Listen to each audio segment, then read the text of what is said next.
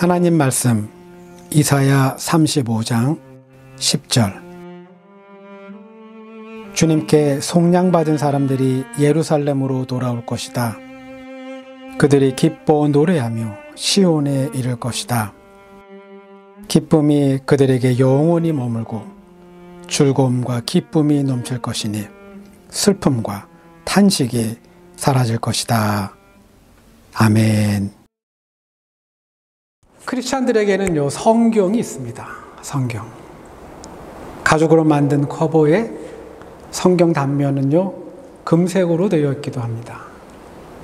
제가 어렸을 적에 성경 단면이 붉은색으로 되어 있는 것을 보기도 했습니다. 아마 예수님의 보혈을 상징했을 것 같습니다. 예수님의 보혈. 하나님의 아들 예수 그리스도께서 베드로에게 말씀하셨습니다. 내가 이 반석 위에다가 교회를 세우겠다. 예수 그리스도의 이 말씀에 따라 베드로를 출발점으로 해서 교회가 시작되었습니다.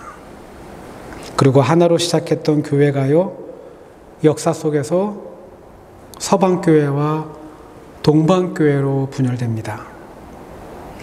우리가 익히 알고 있는 카톨릭이 바로 서방교회, 다른 이름으로 하면 로마교회입니다. 로마교회. 오늘날 동방교회를 대표하는 교회는요, 그리스 정교회, 그리고 러시아 정교회가 있습니다. 정교회, 이름 그대로 자신들이 진짜 교회라고 말합니다. 각 교회마다 보는 성경이 조금씩 다릅니다. 서방교회, 즉 로마 카톨릭은요, 구약 성경이 46권입니다. 그리고 신약 성경은 27권, 총 73권으로 구성된 성경을 보고 있습니다. 그리스와 러시아 정교회는 구약 43권, 신약 27권으로 총 70권, 그리고 서방교회인 카톨릭에서 종교개혁을 통해 갈라져 나온 개신교는 구약 39권, 신약 27권, 총 66권으로 구성된 성경을 가지고 있습니다. 우리가 가지고 있는 성경이요, 처음부터 지금과 같은 모습일 거라 생각할 수 있습니다.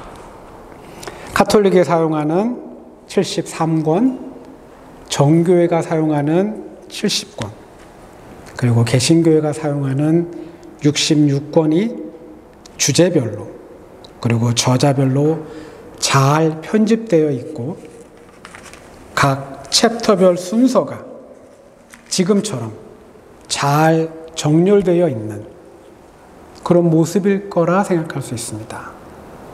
근데요, 실제는 그렇지 않습니다. 안 그래요. 성경을 구성하는 모든 챕터들은 예를 들어 모세 오경, 토라로 불리죠. 토라. 창세기, 출애굽기, 레위기, 민수기, 신명기, 그리고 신약 성경의 복음서인 마태, 마가, 누가, 요한, 그리고 사도 바울의 편지 등 이 모든 챕터들은 각기 다른 장소에서 그리고 다른 언어로 기록되었습니다. 같은 히브리어도 어떤 성경은 고대 언어로 기록되어 있습니다.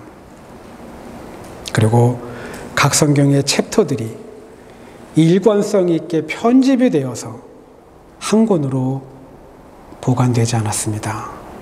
각기 따로따로 조각조각 파편적으로 존재했습니다. 그리고 현재 성경의 원문은 존재하지 않습니다. 즉, 성경의 저자들이 직접 작성한 글은 현재 존재하지 않습니다. 없어요. 지금까지 남아있는 성경의 기록은 모두 사본입니다. 사본. 아주 오래전 누군가가 원문을 보고 베낀 사본만 남아 있습니다. 원문을 볼 수 없는 것이 안타깝지만 그래도 한편으로 다행이라고 생각하는 건 사람들이 원문을 보고 필사해서, 즉 손으로 다시 베껴서 사본을 남겼다는 사실입니다. 정말 다행입니다. 아주 오래전 모세가 하나님의 말씀을 받을 때 복사기 이런 거 없습니다. 사도 바울이 각 교회 편지를 쓸 때 스캐너 이런 거 없습니다. 이런 거 없어요. 종이가 없던 시절입니다. 원문이 점점 낡아서 읽기가 어려워지자 사람들이 파피루스와 양피지에 다시 옮겨 쓰기 시작합니다. 사본이 낡아지면 사람들은 또 다시 글을 옮겨 적었을 겁니다. 오늘날 한글로 된 대부분의 성경은 그 첫 페이지에 원문에 충실히 입각해서 번역했습니다라고 밝히고 있습니다. 네, 여기서 말하고 있는 원문은 그 원문이 아닙니다. 엄밀히 말해서 사본입니다. 사본. 한글 성경을 포함해서 다양한 언어로 번역된 성경들이 가장 많이 사용하고 있는 사본은 70인역과 마소라 사본입니다. 70인역은 성경학자들마다 조금씩은 다르지만 주후 1세기에서 3세기 사이에 만들어진 사본이라고 합니다. 현존하는 가장 오래된 사본입니다. 유대인 학자 72명이요. 전생에 의하면 각 지파에서 율법을 가장 잘하는 6명씩을 선출해서 유대인 학자 72명이 구성되었고 그들이 히브리어로 된 구약 성경을 헬라어로 번역했다고 합니다. 헬라어가 이스라엘을 포함해서 팔레스타인 전 지역의 공용어가 되었을 때 히브리어를 읽지 못하는 유대인들을 위해 헬라어로 번역한 것이라고 합니다. 마소라 사본은 주후 7세기에 만들어진 사본입니다. 구약 성경은요, 원래 히브리어 자음으로만 만들어져 있습니다. 자음. 모음이 없어요. 고대 히브리인들은 자음만으로 문장을 만들어도 그 문장을 이해했다고 합니다. 예를 들면 이겁니다. 한국어로 기역, 치읓, 시옷, 티귿 이렇게만 써도요 문장을 이해한 거예요. 저게 무슨 말인지를. 주후 7세기입니다. 마소라 학파라 불리는 유대인 학자들이 구약 성경의 내용을 보다 정확하게 보존하기 위해 모음 부호를 만들어서 성경에 첨가합니다. 이렇게 해서 만들어진 구약 성경의 사본이 바로 마소라 사본입니다. 원문이 없습니다. 원문이 없어요. 성경의 저자들이 하나님의 말씀을 듣고 그들이 직접 작성한 글은 현재 존재하지 않습니다. 사본만 남았습니다. 그래서 몇 가지 문제가 있습니다. 문제가 있어요. 사본들 간의 내용이 일치한다면 아무런 문제가 없지만 사본들 사이에 그 내용이 조금씩 차이가 있습니다. 예를 들면 이런 겁니다. 70인역 사본과 마소라 사본에도 차이가 존재합니다. 차이가 있어요. 70인역에 기록된 예레미야서는 마소라 사본에 기록된 예레미야서보다 대략 8분의 1가량이 적다고 합니다. 적대요. 70인역 예레미야서의 일부의 내용이 누락이 된 것인지 아니면 마소라 사본에 있는 예레미야서에 원문에 없는 내용이 첨가된 것인지 확실한 답을 알 수 있는 방법은 없습니다. 이사야서 총 66장으로 되어 있는 굉장히 긴 예언서입니다. 구약성서학자들은요, 이사야서는 그 내용에 있어서 확연히 구분되는 지점이 있다고 합니다. 1장부터 39장까지의 주제는 하나님의 심판입니다. 하나님의 심판. 그리고 1장부터 39장까지의 문장은 산문체로 기록되어 있습니다. 이사야 선지자는 남왕국 유다의 죄악이 너무 커서 이제 곧 하나님의 진노가 임박했다고 엄중히 경고하고 있습니다. 1장부터 39장까지의 시대적 배경은 북왕국 이스라엘이 아시리아한테 멸망을 당하고 남왕국 유다가 아시리아한테 위협을 당하는 주전 8세기입니다. 반면 이사야 40장부터 66장에는 페르시아 고레스 왕의 명령을 받고 오랜 포로 생활을 끝내는 이스라엘 백성들의 모습이 담겨 있습니다. 메시지의 중심은 노예의 삶을 벗은 이스라엘 백성들을 향한 하나님의 위로와 회복과 구원입니다. 그러므로 이사야 40장부터 66장까지의 시대적 배경은 주전 5세기가 됩니다. 이사야 39장과 이사야 40장은요, 종이 한 장의 차이밖에 없지만 단 종이 한 장, 시간상으로 따지면 200년이 넘는 시간적 차이가 존재합니다. 이사야 35장, 비록 이사야서 전반부에 나와 있지만 그 내용으로 따지면 이사야서 후반부에 속해 있어야 합니다. 왜냐하면 그 내용이 이스라엘 백성들이 포로 생활을 마치고 바벨론을 떠나 그들이 그리워했던 땅, 고향 땅으로 돌아오는 장면을 기록하고 있기 때문입니다. 이사야서 35장은 주전 5세기가 배경입니다. 그러나 주전 8세기 문헌에 끼워져 있습니다. 왜? 사본을 옮겨 적던 저자가 왜 이런 식으로 기록했는지 우린 그 이유를 알지 못합니다. 알 수가 없어요. 모르고 했는지 아니면 알고 있지만 어떤 의도를 갖고 했는지 우린 그 정확한 이유를 알 수는 없습니다. 근데요, 한 가지 매우 분명한 건, 무겁고 엄중한 심판의 메시지가 전개되는 중에 한 줄기 빛처럼 위로와 희망의 메시지가 나타난 겁니다. 북왕국 이스라엘과 남왕국 유다를 향한 하나님의 무서운 진노와 경고의 말씀이 일관되게 전해지다가 갑자기 용기를 주고 격려하는 하나님의 따뜻한 말씀이 선포된 겁니다. 이사야 35장 유다 백성들이요 바벨론을 떠나 그들의 고국 이스라엘로 향합니다. 그 거리는 무려 1500km가 넘습니다.